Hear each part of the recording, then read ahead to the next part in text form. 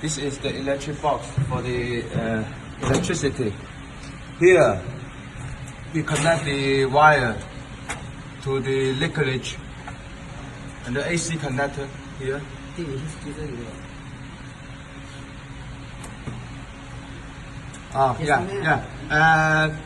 And you need to connect the wire here from outside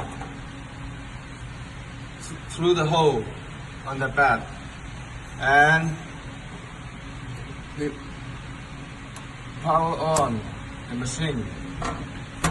And this is the switch for the total power, and this is the switch for pre-wash for the fiberglass tank, and this is the switch for the RO wash. This is the switch for the LV lamp in the water tank, and this is the switch for the LV lamp in front of the machine here.